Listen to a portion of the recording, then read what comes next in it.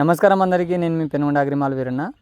ఈ ప్రజెంట్ ఈ టైంలో చాలామందికి యూరియా దొరకట్లేదు, యూరియా స్టార్టేజ్ ఉంది బాగా అని చాలామంది యూరియా మీదనే డిపెండ్ అయ్యి చాలామంది రైతులు ఎగబడుతున్నారు. వేరే వేరే చోట్ల చూస్తుంటే మనము దాని పరంగా మనం చూసుకుంటే అది మన యూరియా కంటెంట్ ఎక్కువ అవడం వల్ల మన pH వాల్యూ అనేది మట్టిలో కార్బన్ శాతం తగ్గిస్తుంది.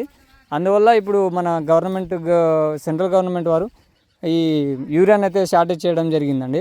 కనుక మనం చూసుకుంటే ఇఫ్కో కంపెనీ వారి నానో యూరియా ఇప్పుడు మనం స్ప్రే చేసుకోవడం వల్ల అదే యూరియా బస్తా ఎంత పనిచేస్తుందో అదే విధంగా కూడా పనిచేస్తుందండి. దీంట్లో కూడా నైట్రోజన్ 36% వరకు డైరెక్ట్ ఉందండి. చూసుకుంటే మనకి ఆ యూరియా బస్తా ఎంత పనిచేస్తుందో అంతగానం పనిచేస్తుంది. ఇది కూడా సేమ్ మనము డైరెక్ట్ పైన స్ప్రే చేయడం వల్ల కూడా మొక్క డైరెక్ట్గా తీసుకోవడం వల్ల మనకి భూమిలో ఏ ప్రాబ్లం రాకుండా ఉంటుందండి.